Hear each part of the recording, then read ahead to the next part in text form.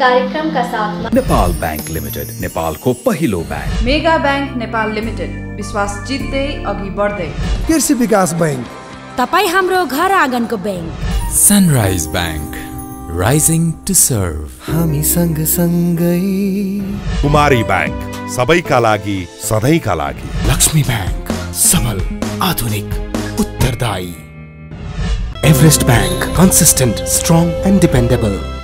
Century Bank limited, सरल banking सबैका लागि। साङ्ग्रिला डेभलपमेन्ट बैंक लिमिटेड, स्थानीय विकासको आधार। Prime Life insurance company limited, सुरक्षित भविष्य। Lumbini general insurance company limited, insuring risks for prosperity. नमस्कार, कार्यक्रम अर्थको आजको श्रृङ्खलामा यहाँहरूलाई स्वागत छ। प्रदेश सरकारले आगामी आर्थिक वर्ष 2077-78 को बजेट निर्माणलाई तीव्र बनाएको छ। कोरोना भाइरसको संक्रमण नियन्त्रणका लागि गरिएको लकडाउनले शिथिल बनेको मुलुकको अर्थतन्त्र उकास्ने, रोजगारी सृजना गर्ने र स्वास्थ्य शिक्षाको गुणस्तर वृद्धि गर्ने गरी बजेट निर्माणको तयारी गरिएको बताइएको छ। उता पछिल्लो केही दिन यता काठमाडौँ उपत्यका सहित कोरोना भाइरसको संक्रमण कम भएका क्षेत्रहरूमा मानिसहरूको चहल पहल बढ्न थालेको छ। लकडाउनले दैनिकी चलाउने समस्या भएपछि व्यवसायीहरूले पनि आंशिक रूपमा पसलहरू सञ्चालन गरेका छन्।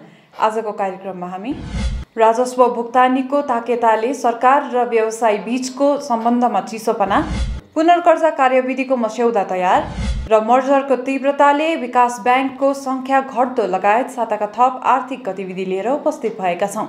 आउनुहोस् आजको कार्यक्रम सुरु गरौँ। नेपाल राष्ट्र ब्याङ्कले पुनर्कर्जा सुविधालाई व्यवस्थित र मर्यादित बनाउन पुनर्कर्जा कार्यविधि 2077 को मस्यौदा तयार पारेको छ। पुनर्कर्जाको सीमा, प्रावधान लगायतका विषयमा राष्ट्र ब्याङ्कका गभर्नर महाप्रसाद अधिकारीसँग गरिएको कुराकानी अबको प्रस्तुति। झन्डै अहिले भन्न यो अर्थतन्त्र जस्तो विश्व अर्थतन्त्र नै डाउनलोड भएको र कोभिड-19 कारणले गर्दाखेरि हाम्रो जस्तो यो यसमा समग्र अर्थतन्त्र कसरी हेर्नु भएको राष्ट्र ब्याङ्क कसरी के भन्दै आउनु यस्तो छ। विश्वकै अर्थतन्त्रमा यो कोभिडको ठुलो असर परिरहेछ। अझै महत्त्वपूर्ण कुरो त के रह्यो भने अब यो कहिले गएर अन्त्य हुन्छ ठेगान छैन। यसले असर पार्दै गइरहेकै छ। समग्रमा हामीलाई सबै क्षेत्रमा आर्थिक वृद्धिमा पनि असर पारिरहेछ। जुन अनुमान गरिया हो 1-1.5 महिनामा यो चाहिँ नियन्त्रणमा आउला भनेर, त्योभन्दा पनि फरक किसिमको असरहरू थपिँदै गएका छन्। समग्र अर्थव्यवस्था, ब्याङ्किङ सिस्टम र चाहिँ हाम्रो बाह्य क्षेत्रमा पनि यसको असर छँदैछ र यो चाहिँ आशा गरौँ जति चाँडो नियन्त्रण हुन्छ त्यति हामी चाहिँ चाँडै फेरि बाउन्स ब्याक सुरुवात गर्न सक्छौँ, नयाँ किसिमले जान सक्छौँ। अब यो नियन्त्रण भइ नसकुन्जेल त यसको असर रहने नै हो र त्यसपछि पनि अब यसले परेसम्म चाहिँ असर दिइरहेछ कतिपय क्षेत्रहरूमा। झन्डै 2 महिना 2.5 महिना बढी भइसक्यो। यो ब्याङ्क वित्तीय संस्थामा नपर्ने भयो त छँदै छैन। उद्योगजना टप्प छ। यो अवस्थामा चाहिँ राष्ट्र कसरी हेरिरहेछ? यो लकडाउन लम्बिँदै जाँदा चाहिँ ग्राहकहरू अथवा उद्योगीहरूको चाहिँ क्वालिटी भनौँ न, ग्राहकहरूको ऋणको क्वालिटी डिप्लिट हुने, त्यो घट्न सक्ने सम्भावनाले ब्याङ्किङ क्षेत्रलाई असर गर्ने सम्भावना रहन्छ। र हाम्रो प्रयास चाहिँ के हो त भन्दा लकडाउन अथवा कोरोनाको असर स्वरूप जे जस्तो क्षति हुन गइरहेछ त्यो क्षतिलाई न्यूनीकरण गर्ने, जे जस्तो मार उद्योगी व्यवसायले परिरहेछ त्यो चाहिँ सहन सक्ने बनाउने अथवा उहाँहरूलाई केही राहत दिएर, केही समय दिएर उहाँहरूलाई परेको अप्ठ्यारोलाई सल्टाइदिने र सँगसँगै ब्याङ्क वित्तीय संस्थाले पनि यसलाई होसियारीपूर्वक चाहिँ आफ्नो पोर्टफोलियोलाई, आफ्नो कर्जालाई व्यवस्थापन गरेर त्यहाँ चाहिँ थप क्षति हुन नदिने गरी हामी प्रयास गरिरहेछौँ। तपाईँहरूले पुनर्कर्जा तारिका पनि ल्याउनु भएको छ। पुनर्तारिका कर्जामा के कसलाई दिने, कसलाई के छ, प्रावधान के गर्नु त मस्यौदा मात्रै हो भन्नुहुन्छ होइन? अहिले हामीले ल्याएको यो पुनर्कर्जासँग सम्बन्धित कार्यविधि जुन छ त्यो अहिले चाहिँ मस्यौदाको रूपमा ल्याएको हो। ड्राफ्ट एउटा कन्सल्टेटिभ डकुमेन्टको रूपमा हामीले जारी गरेका हौँ। यो कन्सल्टेटिभ डकुमेन्टको रूपमा जारी गर्नुको अर्थ चाहिँ के भने पब्लिक एट लार्ज र सम्बन्धित सबै सरकारवालाले यसमा चाहिँ फिडब्याक दिनुहोस् जसले गर्दा यसलाई चाहिँ रिफाइन गर्न पाइयोस्, यसलाई परिष्कृत बनाएर बजारमा लैजान पाइयोस्। र हाम्रो उद्देश्य चाहिँ के छ त यो संशोधन गरिराख्दाखेरि यो नयाँ पुनर्कर्जा कार्यविधि ल्याइराख्दाखेरि भन्दा पुनर्कर्जालाई सकभर बेसीभन्दा बेसी ग्राहकहरूको पहुँचमा पुर्याउन सकियोस्, दुर्गम ठाउँहरूमा पुर्याउन सकियोस्। अहिले पुनर्कर्जा चाहिँ आजको दिनमा हेर्नु भने करिब 14 अर्बको उपभोग भइरहेछ, जसको चाहिँ 90% पुनर्कर्जा जम्मा 40 जना व्यक्तिहरूले ग्राहकले उपभोग गर्नुभएको छ। भोलिको दिनमा त्यो अवस्था नआओस् कि सबै सानाभन्दा साना, त्यसमा पनि साना घरेलु उद्यम गर्नेहरू त्यस्ताले बेसी उपभोग गर्न पाउनुहोस्। यसमा केही ब्याजको बेनिफिट छ, त्यो बेनिफिट सबैले लिन पाउनुहोस्, धेरैभन्दा धेरै ग्राहकले लिन पाउनुहोस् भन्ने अभिप्रायले यसको थ्रेसहोल्ड पनि हामीले घटाएका छौँ, त्यसरी प्रस्ताव गरेका छौँ।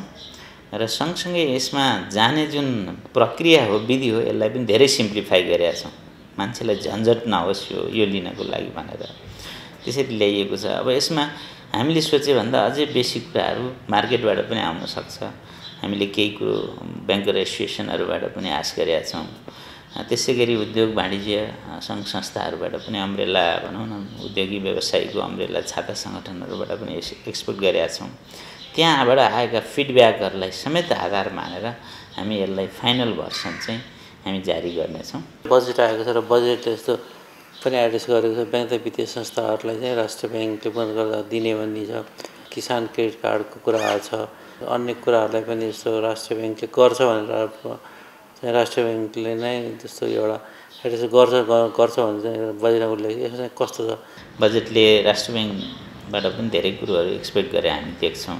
त्यो मध्ये एउटा पुनर्कर्जा भयो, अर्को 50 अर्बको जुन पेरोल प्रोटेक्सनसँग सम्बन्धित कर्जा एक्सटेन्सन छ त्यो विषय भयो, अरू कयौँ विषयहरू छन् जुन चाहिँ सहुलियत कर्जा भयो। यस्ता विषयहरूमा हामी सबैको कार्यविधि क्रमशः बनाउँदै जानेछौँ र नेपाल सरकारसँग, अर्थ मन्त्रालयसँग यसमा हामी क्लोजली काम गर्नेछौँ र बजेटले एक्सपेक्ट गरेका कुरा, नेपाल सरकारको नीति तथा कार्यक्रममा परेका कुरा जुन ब्याङ्किङ सिस्टमले नेपाल राष्ट्र ब्याङ्कले गर्नुपर्ने हुन्छ, त्यसमा हामी हाम्रो कर्तव्य, हाम्रो जिम्मेवारीको पाटोमा हामीले एक्सर्साइज सुरु गरिसकेका छौँ। कतिपय विषयहरू हामीले मोनिटरी पोलिसीको माध्यमबाट चाहिँ भोलि जारी गर्दै जानेछौँ, त्यही अनुसारको रुल्स रेगुलेसनहरू बनाउँदै जानेछौँ भने कतिपय कुरो इन्टरनल्ली हामीले गर्न सक्ने कुराहरू होलान्, ती कुरा हामीले प्लान गर्न थालिसकेका छौँ, एक्जिक्युट गर्न थालिसकेका छौँ। अहिले हेर्दाखेरि रेमिटेन्स पनि घट्दो अवस्थामा छ, त्यसले गर्दा हाम्रो समग्र वित्तीय साधना कस्तो प्रभाव पर्छ कि पर्दैन? रेमिटेन्सको असर चाहिँ हाम्रो अर्थतन्त्रमा निकै ठुलो छ, ठुलो अंश चाहिँ रेमिटेन्स आइरहेको हो। यो सिलसिलामा विगत केही महिनाको ट्रेन्ड हामीले हेऱ्यौँ भने, लकडाउनभन्दा पछाडिकै ट्रेन्ड हेऱ्यौँ भने पनि चैतमा हाम्रो रेमिटेन्स अलिकति घट्यो हैन। एभरेज 1 महिनाको रेमिटेन्स चाहिँ हाम्रो एनुअल एभरेज हेऱ्यौँ भने पर मन्थ अराउन्ड 75-76 अर्ब हुन्थ्यो भने चैतमा चाहिँ 35 अर्ब मात्रै आएको अवस्था थियो। तर वैशाखमा यो केही बढेर करिब 44 अर्ब भएको छ भने जेठमा त्योभन्दा अलिकति बेसी छ फेरि। त्यसकारण यो फ्लक्चुएसन भइरहेकै छ। रेमिटेन्समा हामीले हिजोकै जस्तै फिगर पुरा त नपाउँला, तर त्यसरी सिग्निफिकेन्टली घटिहाल्ने, आउँदै नआउने भन्ने अवस्था चाहिँ छैन, आइरहेकै छ। जस्तो यो अहिले हुन यो लकडाउनको जुन प्रभावबारे चाहिँ नेपाल राष्ट्र एउटा अध्ययन गर्छ भने अध्ययनमा चाहिँ के फाइन्ड आउट गर्छ, कसरी गरिरहेको छ, कस्तो के बताएन हामीलाई? लकडाउन मात्रै नभएर समग्र कोभिडको अध्ययन हामीले धेरै पर्सपेक्टिभबाट गरिरहेछौँ। एउटा समग्र अर्थतन्त्रमा कस्तो असर पर्ला त भनेर हामीले स्टडी गरिरहेछौँ। सुरुदेखि नै यो मन्थली रिपोर्टहरू जेनेरेसन भइरहेछन्। सुरुको फर्स्ट ड्राफ्ट रिपोर्ट आइराख्दाखेरि त्यसको असर कुन क्षेत्रमा बेसी छ त भनेर हेरिराख्दा त्यसको असर हामीले इन जनरल जे देखिरहेछौँ, पर्यटन हैन, निर्माण जस्तो क्षेत्रमा बेसी पर्ने कुराहरू त्यसको फाइन्डिङ छ भन्ने दोस्रो रिपोर्ट आउनु बाँकी छ। त्यसैगरी समग्र अर्थतन्त्रमा के कति लस होला त भन्ने सन्दर्भमा सुरुको रिपोर्टले चाहिँ धेरै यो लकडाउन धेरै नलम्बिँदाखेरि झन्नै 1 खर्ब 70 अर्ब जतिको चाहिँ लस हाम्रो इकोनोमीले गर्ला भन्ने खालको अनुमानहरू थियो। त्यसैगरी हामीले अरू किसिमबाट पनि हेरिरहेछौँ ब्याङ्क वित्तीय संस्थाहरूको ग्राहकलाई कस्तो असर परिरहेछ भनेर ब्याङ्कहरूलाई पनि स्टडी गर्न लगाएका हौँ। त्यसैगरी हामीले इन्डिभिजुअल इन्स्टिट्युसनमा कस्तो असर परिरहेछ, उनीहरूको लिक्विडिटीमा कस्तो असर पर्ला, उनीहरूको प्रफिटेबिलिटीमा कस्तो असर पर्ला भन्ने किसिमको पनि एसेसमेन्ट हामी गरिरहेछौँ। त्यसलाई हामीले समग्र सिस्टमलाई नै एकदम नजिकबाट अनुगमन गर्न खोजिरहेछौँ, जसले गर्दा कहीँ कतै कसैलाई अप्ठ्यारो पर्यो भने त्यहाँ तुरुन्तै हामी हस्तक्षेप गर्न सकौँ र उसलाई म्यानेज गर्न सहयोग होस्। बजेट पछि आउने मोनेटरी पोलिसीमै छौँ। मोनेटरी पोलिसी चाहिँ के एड्रेस गर्ने सबैले सोचेका छौँ। यसमा तयारी के तपाईँहरूको कहिलेसम्म निकाल्नुहुन्छ? अब यो नियमित विषय नै भयो, हामी तयारी सुरु गरिसकेका छौँ। अब त्यसमा के कुरो हेरिन्छ, के कुरोमा रिभिजिट हुन्छ भन्ने कुरो त अहिले बोल्ने कुरो आएन। तैपनि हामी अब अहिलेलाई अब यो कोभिडको असर धेरै ठुलो छ, त्यसकारण हाम्रो कन्सन्ट्रेसन यहाँले बजेटमा पनि देखिहाल्नुभयो। बजेटको कन्सन्ट्रेसन कोभिडको असरलाई नै नियन्त्रण गर्ने, त्यसले आर्थिक क्षेत्रलाई परेको विषयलाई चाहिँ त्यसको क्षतिलाई न्यूनीकरण गर्ने र यो लकडाउन खोलिसकेपछि अर्थव्यवस्थालाई चाहिँ कसरी चलायमान बनाउन सकिन्छ भन्ने किसिमले जसरी बजेट कन्सन्ट्रेट भएको छ, मोनेटरी पोलिसीको पनि डाइरेक्सन त्यही नै हुनेछ। भला मोनेटरी पोलिसीको अब्जेक्टिभ जे छ त्यो अब्जेक्टिभमा कुनै किसिमको कम्प्रोमाइज नगरिकन हाम्रो प्रयास पनि कोभिडले कुनै न कुनै किसिमले थला परिरहेको हाम्रो अर्थतन्त्रलाई चलायमान बनाउनको लागि नै एड्रेस गर्न छ। समयलाई धन्यवाद। हस्,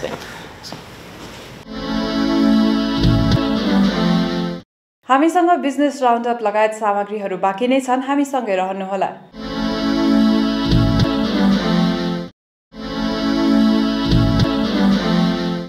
कोरोनाको कारण यो वर्ष पनि विकास निर्माण प्रभावित भएको छ। चालु आर्थिक वर्ष सकिन करिब 35 दिन मात्र बाँकी रहँदा कुल विकास खर्चको 30% अर्थात् 1 खर्ब 21 अर्ब रुपैयाँ बजेट मात्र खर्च भएको छ। त्यस्तै चालु आर्थिक वर्षको वैशाख महिनासम्ममा जीवन बीमा कम्पनीहरूले 62 अर्ब 79 करोड रुपैयाँ प्रिमियम सङ्कलन गरेका छन्। लकडाउनले नयाँ बीमा नहुनुका साथै नवीकरण पनि थोरै मात्रामा भएकाले चालु वर्षमा 19वटै जीवन बीमा कम्पनीको नाफा खुम्चने आकलन गरिएको छ। थप सामग्री सहितको अबको प्रस्तुति बिजनेस राउन्डअप। कोरोना बीमाको मोडालिटी परिमार्जन गरिएको छ। विश्वव्यापी महामारीको रूपमा फैलिएको कोरोना भाइरसको जोखिम व्यवस्थापनका लागि बीमा समितिले गत वैशाखमा यो बीमा पोलिसी सार्वजनिक गरेको थियो। यो बीमामा आकर्षण बढ्दै गएपछि कम्पनीहरूले पुँजीभन्दा दायित्व बढी भएकाले जोखिम बढेको गुनासो गरेपछि बीमा समितिले त्यसको मोडालिटी परिमार्जन गरेको हो। हामीले वैशाख 7 गतेबाट सुरु गरेका थियौँ। त्यही दिन नै हामीले के भनेका थियौँ भन्दाखेरि चाहिँ हामीले हाम्रो क्यापासिटीले धानेसम्म हामीले गर्छौँ, हामीले धान्न सकेन भने हामीले सरकारलाई गुहार्छौँ र सरकारले गुहार्दाखेरि पनि सम्भव नदेखिने अवस्था भयो भने हामीले स्थगित गर्छौँ, उस्तै पऱ्यो बन्द पनि गर्छौँ भनेका थियौँ। हाम्रो चाहिँ बिमा कम्पनीहरू 20वटा उनीहरूको पुँजी 20 अर्ब 1-1 अर्बको दरले, अनि हाम्रो पुनर्बिमा कम्पनी एउटा 10 अर्ब 30 अर्ब 30 अर्बको बराबरको दायित्व सिर्जना भइसकेको थियो बिहिबार मङ्गलबारसम्म नै। अनि एकातिर दायित्व त्यत्रो सिर्जना भइसकेको छ भने अर्कोतिर नेपाली दाजुभाइ दिदीहरूको लाइन पनि छ। यो बिचमा हामीले केही मोडालिटी फिट गर्नुपर्ने थियो। नेपाल सरकारको बजेट वक्तव्यमा नै कोरोना बिमा गर्ने उल्लेख भइसकेको थियो, तर त्यो विषयमा केही क्लियरहरू हुनुपर्ने थियो र हामीले केही घन्टाको लागि चाहिँ स्थगन गरेर हामीले त्यसलाई पुनः सुचारू गरेका छौँ। त्यसकारण चाहिँ अब यसले चाहिँ फुल फ्लेजमा चाहिँ मान्यता पाएको छ र यो बिमा बिक्रीमा चाहिँ हाम्रा बिमा कम्पनीहरू कन्टिन्यू रूपमा लाग्नु भएको छ। नयाँ मोडालिटी अनुसार अब बिमाको जोखिम सरकार, बिमा समिति, नेपाल पुनर्बिमा र कम्पनीहरूले बाँड्नेछन्। यो बिमा पोलिसी निर्जीवन बिमा कम्पनीहरू मार्फत बिक्री गरिँदै आएको छ। 1 अर्बसम्मको दायित्व चाहिँ त्यो प्रिमियम सहित दायित्व चाहिँ हाम्रा बिमा कम्पनीले बेहोर्ने, अनि 1 अर्बभन्दा माथि अर्को 1 अर्बको दायित्व नेपाल पुनर्बिमा कम्पनीले बेहोर्ने र त्योभन्दा माथि हामीले बिमा समितिले सबै बिमा कम्पनीहरूको नाफाबाट 10% काटेर यो महाविपत्ति कोष राख्नुपर्ने अनिवार्य व्यवस्था गरेका छौँ। त्यसमध्येबाट 1 अर्ब चाहन्छन् त्यहाँ पैसा छ, त्यहाँबाट चाहिँ 50% फेरि निकाल्ने र 50 करोड चाहिँ फेरि हाम्रा नेपाली बिमा कम्पनी निर्जीवन बिमा कम्पनीले धान्ने। यसरी चाहिँ 2 अर्ब 50 करोडसम्म त्यहाँबाट आयो फन्ड र त्योभन्दा माथि हामी बिमा समितिले बिमा शुल्क बार्पत 1% सबै बिमा प्रिमियमको सङ्कलन गर्छौँ, शुल्क लिन्छौँ, सेवा शुल्क। त्यो मध्येबाट चाहिँ 1 अर्ब हामी त्यहाँबाट बेहोर्ने भनिसकेपछि तपाईँको 3.5 अर्ब भयो। अब 3.5 अर्बभन्दा माथिको पनि दायित्व सिर्जना भएको खण्डमा नेपाल सरकारले बेहोर्नको लागि हामीले अनुरोध गर्ने पनि छौँ। त्यस्तै 50,000 र 1 लाख रुपियाँसम्मको बिमाङ्क राखेर व्यक्तिगत र परिवारको बिमा गर्न सकिन्छ। समितिका अनुसार हालसम्म 3 लाख बढीले बिमा गराइसकेका छन्। 1 अर्बसम्मको चाहिँ दायित्व चाहिँ हाम्रा बिमा कम्पनीहरूले प्रिमियम पनि आजको दिनसम्म मैले हिजोको तथ्याङ्क तपाईँलाई भन्छु 3,50,000 नेपाली दाजुभाइ दिदीबहिनीहरूले बिमा गर्नुभएको छ र करिब 20 करोड चाहिँ प्रिमियम सङ्कलन भएको छ। यो केसमा कुनै पनि पुनर्बिमा स्वीकृति हुँदैन। विदेशी पुनर्बिमा कम्पनीले स्वीकार नै गरेनन्। त्यही भएको कारणले हाम्रो देशको जोखिम अरूले त लिँदैन। हामीलाई पहिला पनि थाहा थियो। त्यसकारण हाम्रो पुनर्बिमा कम्पनी छ नि त 1 अर्ब त उसले लियो नि।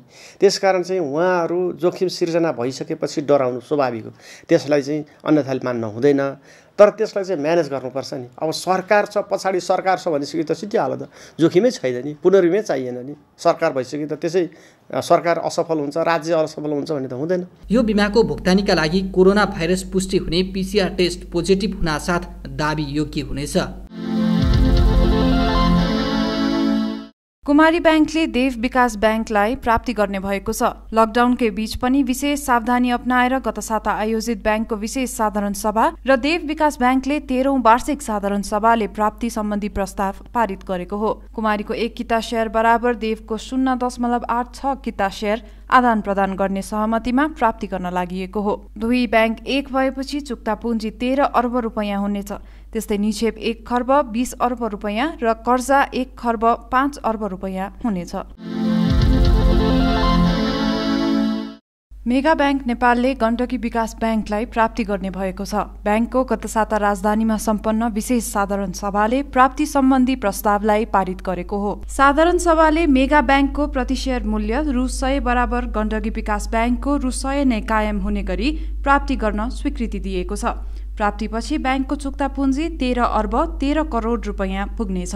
निक्षेप 1 खर्ब 25 अर्ब र कर्जा 1 खर्ब 9 अर्ब रुपैयाँ भन्दा बढी हुनेछ। राष्ट्र ब्याङ्कले पनि मर्जर एन्ड एक्विजिसनलाई चाहिँ नि प्राथमिकता दिइरहेको बेलामा गण्डकी विकास ब्याङ्क यो 4 नम्बर क्षेत्रमा एकदम राम्रो ब्याङ्क हो हैन।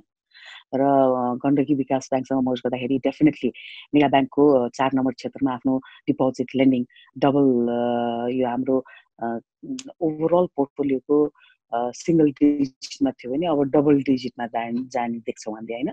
अब क्यापिटलकै कुरा गर्ने हो भने पनि हाम्रो दुईजना ब्याङ्क हाम्रो 10 अर्ब 38 करोडको गण्डकीको 2 अर्ब 25 करोड गरेर 75 करोड गरेर 13.14 बिलियनको क्यापिटल हुन्छ हाम्रो।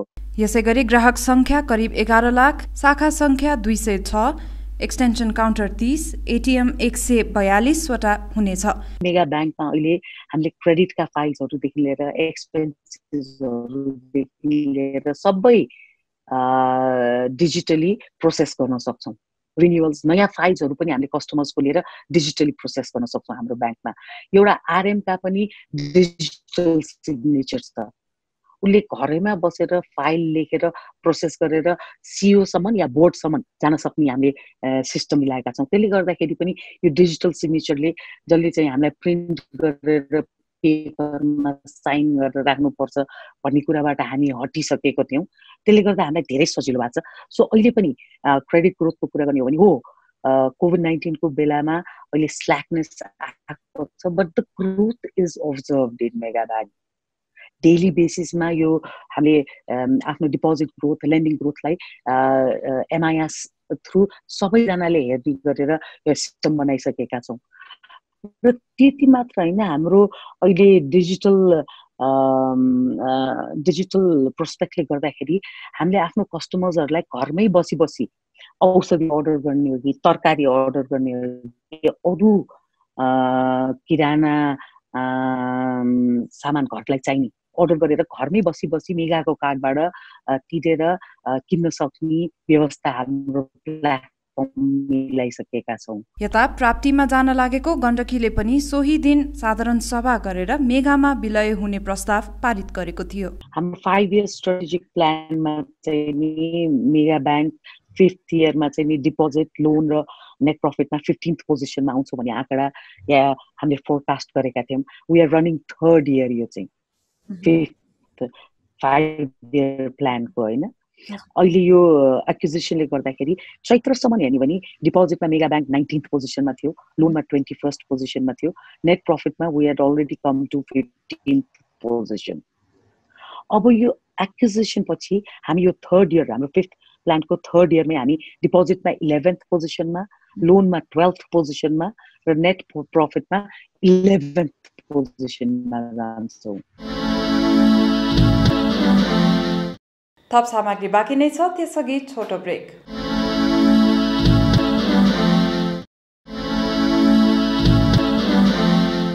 हामीसँग अहिले सिभिल ब्याङ्कका सिइओ गोविन्द गुरुङ हुनुहुन्छ। गोविन्दजी, कार्यक्रममा यहाँलाई स्वागत छ। अहिले लकडाउनको बेलामा ब्याङ्कहरू कसरी सञ्चालन भइरहेको छ र खास गरी सिभिल ब्याङ्कले चाहिँ कस्तो सेवा दिँदै आएको छ? असहज परिस्थितिमा पनि सिभिल ब्याङ्कले चाहिँ हाम्रो ग्राहकहरूलाई चाहिँ आधारभूत ब्याङ्किङ सेवाहरू चाहिँ पुर्याइराखेको छ। अहिले चाहिँ हाम्रो 113वटा शाखाहरूमध्ये करिब दैनिक रूपमा चाहिँ 30देखि 40-42 वटा शाखाहरू खुलिराखेको छ। आवश्यकता अनुसार हामीले केन्द्रीय कार्यालयको शाखा चाहिँ मुख्य शाखा चाहिँ हरेक दिन नै खोल्छौँ र यसमा विशेष गरेर आधारभूत ब्याङ्किङ सेवा भन्नाले हामीले भुक्तानीसँग सम्बन्धित चेक लिने, चेक दिने, नगद लिने, नगद दिने लगायत कुराहरू, एलसी खोल्ने अथवा एलसीको भुक्तानी गर्ने कुराहरू, यी सबै कामहरू आधारभूत कामहरू चाहिँ हामीले गरिराखेका छौँ। अहिले यो समयमा डिजिटल ब्याङ्किङले धेरै जोड पाएको छ र धेरैजना मानिसहरू पनि यसमा आकर्षित भएको देखिएको छ। यो चाहिँ यो लकडाउनको अवधिको भरिलाई मात्र होला कि त्यसपछि पनि डिजिटल ब्याङ्किङ गर्न सकिन्छ? सिभिल ब्याङ्कको के छ यसमा? हामीले योभन्दा अगाडि डिजिटल ब्याङ्किङ च्यानलहरू मार्फत ब्याङ्किङ सेवा सुविधा उपलब्ध गराउने जति धेरै कोसिस गर्दाखेरि पनि एकदमै कम मात्रामा मान्छेहरू त्यताप्रति आकर्षित थियो। सिभिल स्मार्ट भन्ने हाम्रो डिजिटल ब्याङ्किङ प्लेटफर्म छ, जुन अन्तर्गत तपाईँको युटिलिटी बिलहरू पेमेन्ट गर्न सक्नुहुन्छ। एकले अर्कालाई चाहिँ सिभिल ब्याङ्कभित्रकै खातावालाले एकले अर्कालाई भुक्तानी गर्ने, भुक्तानी लिने, त्यस्तै गरेर अर्को ब्याङ्क कनेक्ट आइपिएस मार्फत अर्को ब्याङ्कको खातावालाहरूसँग चाहिँ भुक्तानी लिने दिने, यी यावत कुराहरू हामीले प्रमोट गर्दा गर्दै पनि महिनामा कारोबार सङ्ख्या 5-6 हजार थियो भने यो लकडाउन सुरु भएपछि यो डिजिटल ब्याङ्किङको ट्रान्जेक्सन चाहिँ 65,000 भन्दा प्लस भएको छ प्रत्येक महिना। गोविन्दजी, अहिले लकडाउनको बेलामा उद्योग व्यवसायहरू सबै ठप्प रहेको अवस्थामा ब्याङ्कहरू, प्राय जस्तो ब्याङ्कहरूको चाहिँ नाफा खुम्चिने आकलन गरिएको छ। सिभिल ब्याङ्कको चाहिँ कस्तो अवस्था छ? तपाईँहरूको अहिले अवस्था कस्तो छ? ऋण प्रवाहको भोल्युम बढेको कारणले गर्दाखेरि स्वाभाविक रूपमा प्रफिट पनि बढ्नुपर्ने हो, तर तेस्रो त्रैमासमा तपाईँले देखिसक्नु भएको छ सबै ब्याङ्कको चाहिँ टोटल प्रफिट चाहिँ पोहोरको भन्दा हाम्रो कमी छ। राष्ट्र ब्याङ्कको नीतिगत निर्णय अथवा निर्देशन बमोजिम सबै ब्याङ्किङ सेक्टरले सबै फी, चार्जेस, रिन्युअल फीहरू, पेनाल्टीहरू सबै वेभ गरेको अवस्था छ। डिजिटल ब्याङ्किङमा मैले भने 10 गुणा 12 गुणाले डिजिटल ब्याङ्किङ सर्भिस बढाएको छ, त्यसमा पनि हामीले सबै चार्जेस वेभ गरेको अवस्था छ। त्यस्तै गरेर अब यो हामीले चैत मसान्तमा चाहिँ इएमआई बेस्ड, इपिआई बेस्ड कर्जाहरूको चाहिँ इन्ट्रेस्टमा 10% डिस्काउन्ट पनि दियौँ। अब फेरि यो चौथो त्रैमासमा फेरि 2% डिस्काउन्ट पनि हामीले दिन्छौँ होइन। यो सबै गर्दाखेरि अब असारमा पनि हाम्रो प्रफिट त्यति बढ्ने देखिँदैन। गोविन्दजी, 2077-78 को बजेट भाषण भइसकेको छ र यो बजेटले ब्याङ्किङ सेक्टरलाई चाहिँ कस्तो प्रभाव पारेको छ? तपाईँ एउटा ब्याङ्कर भएको नाताले चाहिँ यसको समीक्षा गर्नुपर्दा कसरी गर्नुहुन्छ? यो प्राग्मेटिक बजेट हो, व्यावहारिक बजेट हो। यो अत्यन्त महत्त्वकाङ्क्षी हुने बेला पनि होइन र महत्त्वकाङ्क्षी छँदा पनि छैन र अत्यन्त कन्जर्भेटिभ पनि छैन। यो चाहिँ किनभने जुनसुकै बजेट हेर्दाखेरि पनि हामीले सबभन्दा पहिला चाहिँ नीतिगत उद्देश्यहरू अथवा रणनीतिक उद्देश्यहरू तय गर्दाखेरि त्यो उद्देश्यलाई परिपूर्ति गर्नको लागि आवश्यक स्रोत कसरी परिचालन गर्ने भन्ने कुरा पनि हेर्नुपर्छ। त्यो स्रोत भनेको तपाईँको ट्याक्स हो, वैदेशिक सहयोग हो नेपालको सन्दर्भमा, अनि त्यसपछि आन्तरिक ऋण हो, आन्तरिक अथवा वैदेशिक ऋण हो, ऋणको माध्यम, यही 3टा स्रोत हो। यो सबै स्रोतमा अहिले सङ्कुचन आएको अवस्था छ। स्रोत परिचालनको दृष्टिकोणले सबै स्रोतको केन्द्रहरूमा चाहिँ सङ्कुचन आएको कारणले गर्दाखेरि अहिले जुन बजेट आएको छ त्यो चाहिँ म चाहिँ एकदम प्राग्मेटिक अथवा व्यावहारिक बजेट भन्न भन्न चाहन्छु। कार्यक्रममा आइदिनु भयो, आफ्नो समयको लागि धन्यवाद। धन्यवाद। यी थिए आजका प्रस्तुतिहरू। थप आर्थिक गतिविधिका लागि हाम्रो अफिसियल वेबसाइट www.arthakatha.com लगइन गर्न सक्नुहुनेछ। आजको निर्धारित समय सकिएको छ। म लगायत सम्पूर्ण युनिटलाई बिदा दिनुहोस्। नमस्कार। इस कार्यक्रमका साथमा नेपाल बैंक लिमिटेड, नेपालको पहिलो bank. Mega bank Nepal limited, विश्वास जित्दै अघि बढ्दै। कृषि विकास बैंक, तपाई हाम्रो घर आँगनको bank. Sunrise bank, rising to serve. हामी सँगसँगै। कुमारी बैंक, सबैका लागि सधैँका लागि। लक्ष्मी बैंक, सबल, आधुनिक, उत्तरदायी। Everest Bank, consistent, strong and dependable. Century Bank limited, सरल ब्याङ्किङ सबैका लागि। साङ्ग्रिला डेभलपमेन्ट बैंक लिमिटेड, स्थानीय विकासको आधार। Prime Life insurance company limited, सुरक्षित भविष्य। Lumini General Insurance Company Limited, ensuring risks for prosperity.